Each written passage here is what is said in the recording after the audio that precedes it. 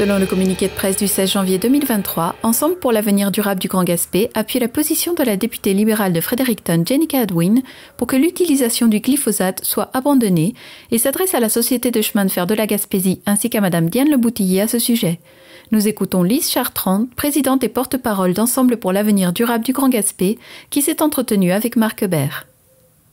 Alors, je suis Lise Chartrand, je suis la présidente et la porte-parole du regroupement citoyen Ensemble pour l'avenir durable du Grand Gaspé. Alors, est-ce que, avant de parler plus en détail de ce qui nous rassemble aujourd'hui, vous pourriez nous donner un peu plus de détails sur l'organisme justement de l'Ensemble Avenir du Grand Gaspé, durable, du Grand Gaspé, pour nous donner un peu c'est quoi votre mission et qu'est-ce que vous faites sur le territoire? Alors, notre regroupement est à l'œuvre depuis 2012. C'est un groupe de citoyens qui ont commencé à se rassembler à un moment donné lorsqu'il était question de développer les hydrocarbures à Gaspé, principalement au forage Alderman. Et moi, je suis devenue présidente à la fin de 2012 et porte-parole. Et ça a été notre principal dossier pendant près de 10 ans. Et on s'est prononcé aussi sur d'autres questions environnementales au cours des années. Et aujourd'hui, c'est ça, suite à la sortie de Madame Hadwin, qui est la députée fédérale libérale au Nouveau-Brunswick, en rapport avec les insecticides, dont le glyphosate, on revient là sur la place publique. D'accord. Alors justement, est-ce que peut-être on pourrait avant parler plus en détail de l'épandage justement et où est-ce qu'il a lieu. Vous pourriez nous expliquer, pour ceux qui sont moins familiers avec le terme du glyphosate, c'est quoi le glyphosate?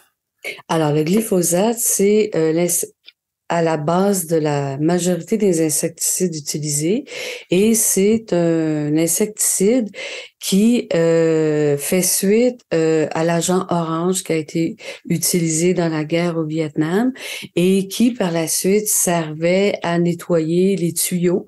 Donc c'était un agent très très fort et ils se sont aperçus que c'était tellement fort qu'au bout de ces tuyaux-là qu'ils nettoyaient, la végétation mourait. Et c'est ainsi qu'ils ont reformulé cet agent-là qui est un insecticide, pour par la suite s'en servir au niveau des cultures. Par contre, ça a des effets néfastes. De plus en plus de chercheurs se prononcent contre cette utilisation-là parce qu'avec les années, ils se sont aperçus que ça avait des conséquences sur la santé et l'environnement. Alors, c'est la raison pour laquelle on voit de plus en plus de poursuites judiciaires, juridiques, suite à des maladies qui se sont développées, suite à l'utilisation justement de cet insecticide-là. C'est beaucoup connu dans la composition d'un insecticide qu'on utilise maintenant à usage domestique, qui est le Roundup.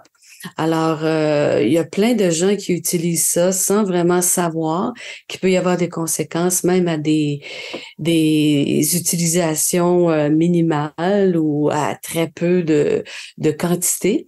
Mais là, ce qu'ils s'aperçoivent, c'est que même à des quantités très faibles, il peut y avoir des conséquences sur la santé et l'environnement. Alors, c'est un gros mouvement aux États-Unis.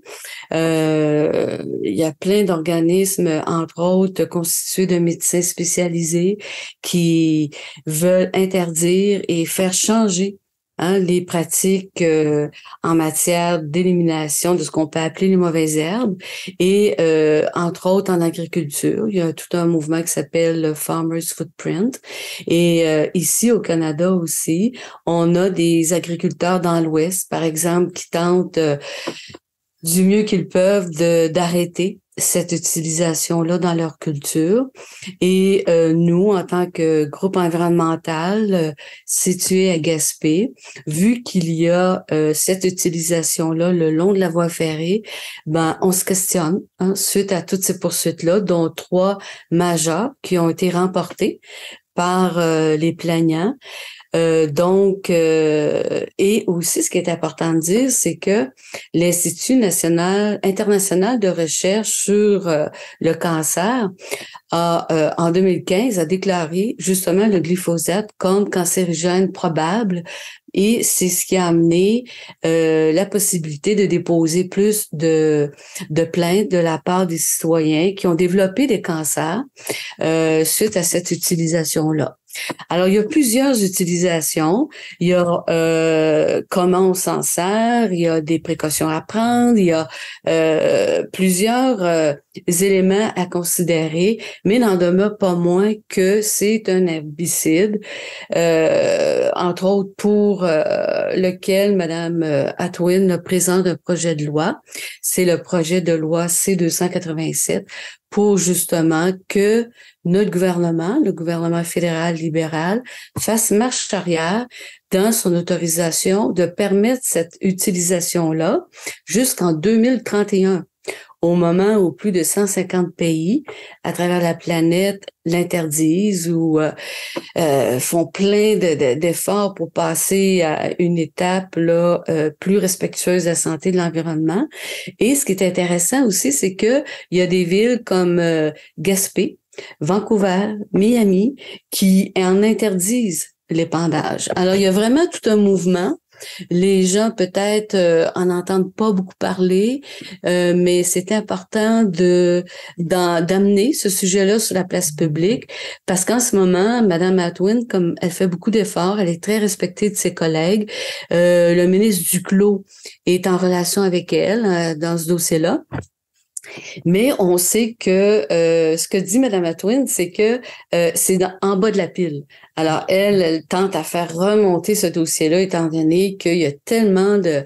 On sait les coûts dans le système de santé augmentent sans cesse et plusieurs médecins font des liens entre le cancer, le Parkinson, plusieurs maladies dégénératives vu cette utilisation.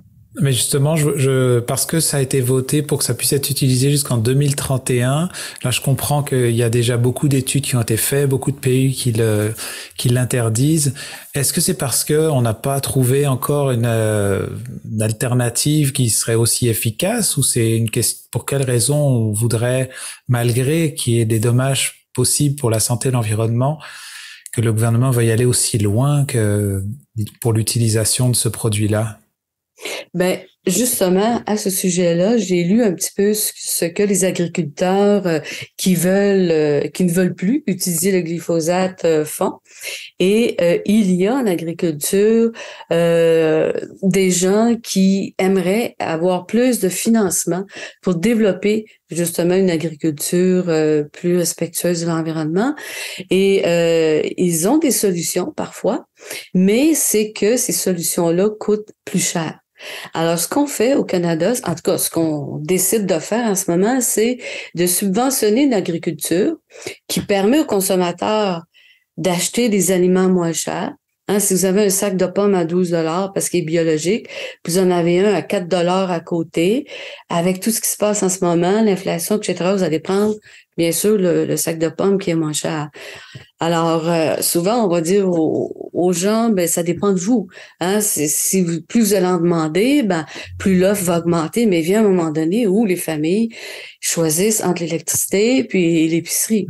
Donc, il y en a des gens, des agriculteurs qui sont de bonne foi, qui veulent se sortir de cette façon de faire l'agriculture, sauf que ça prend des incitatifs financiers et ça coûte plus cher. Hein? Personnellement, j'en fais du jardinage et je sais que si je mets pas d'intrants, ben à ce moment-là, ben il faut travailler plus fort manuellement, c'est plus de temps, c'est plus de main-d'œuvre. Et nous, c'est ce qu'on demande justement à la Société Chemin de fer, c'est d'arriver avec des solutions. Mais je crains bien que celle qui pourrait être retenue, c'est de faire le travail manuellement, ce qui implique plus de sous. Mais aussi, il faut se dire que ça a un coût. L'agriculture conventionnelle. On se dit, le sac de pommes est à 3 ou 4 $, c'est moins cher, mais on le repaie ailleurs avec les taxes, avec le financement du coût du système de santé, etc. On parle de milliards aux États-Unis, c'est plus que des milliards, tu sais, c'est des chiffres, là. Donc, à un moment donné, il faut, comment je dirais ça, comme là, au sommet, à la COP15 à Montréal, le Canada s'est engagé à réduire de moitié les risques reliés aux herbicides, etc., aux insecticides. On veut protéger la biodiversité. Mais là, on en a un dossier, là. Et on a la chance d'avoir Mme Diane Leboutillier qui est là, qui est élue, qui est au gouvernement, qui est une collègue de Mme Atwin. Donc, on aimerait bien qu'elle sorte sur la place publique pour venir appuyer sa collègue et aider la Société de chemin de fer qui a répondu hier qu'ils sont à l'affût des nouvelles façons de faire, qu'ils essaient de réduire l'emploi du glyphosate, etc., ou des herbicides ayant pour base le glyphosate. Mais le moment est là. C'est maintenant, on sent, il faut se mettre ensemble, justement, et aller vers des solutions rapidement. Parce que on est en janvier et à l'été, c'est à ce moment-là qu'ils épandent les herbicides. Il y en a eu, comme l'an passé. Et train, pas train, il y a épandage. Et ce que M. Dubé dit, c'est une question de sécurité. Alors moi, je reprends la même phrase et je dis question de sécurité. Suite à toutes ces études-là, des poursuites, Monsanto, qui est maintenant bailleur, sont rendus à 125 000 réclamations.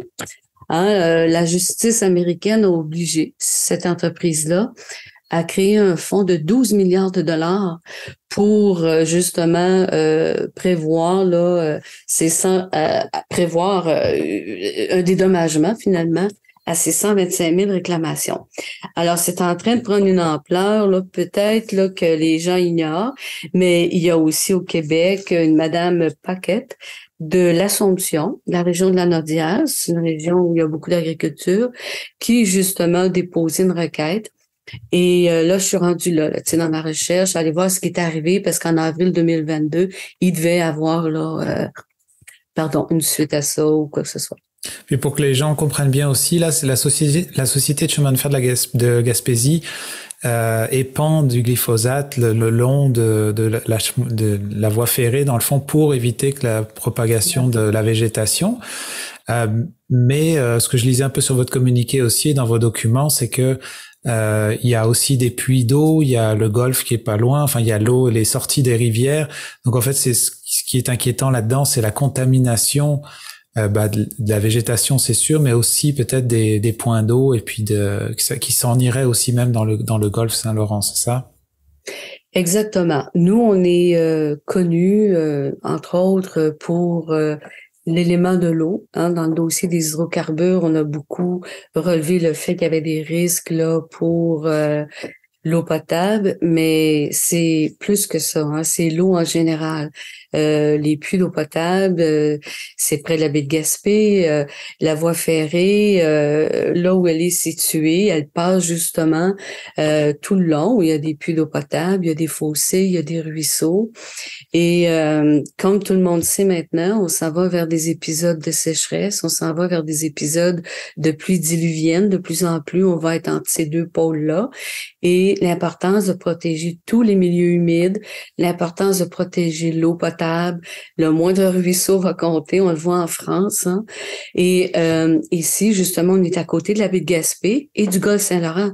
Donc, on voit que l'eau peut ruisseler jusqu'au golfe et il y a la pêche, il y a les écosystèmes à protéger.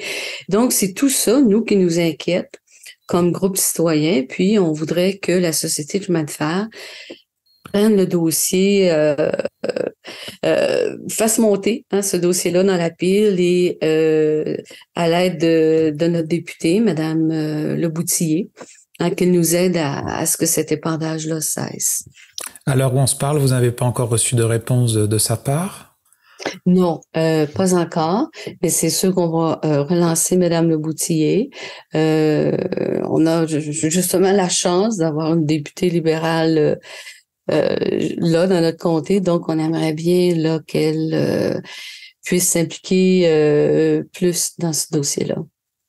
En tout cas, merci beaucoup, Madame Chartrand, pour le suivi de ce dossier-là. Puis on vous souhaite bonne continuation. Puis c'est fort possible qu'on se reparle pour voir l'évolution un peu de de ce dossier-là qui nous semble important. Merci bien. À la prochaine. Vous écoutez votre reflet d'ici. Revoyez tous nos reportages sur notre site Internet. Venez découvrir chez Sport Elite de Chandler notre vaste choix d'équipements de sport, nos vêtements pour elle et lui, notre nouvelle collection automne-hiver. Nous sommes la référence en articles de sport en région et notre équipe d'experts saura vous conseiller adéquatement pour pratiquer votre sport favori. Venez nous rencontrer chez Sport Elite de Chandler. C'est toujours un plaisir de vous accueillir.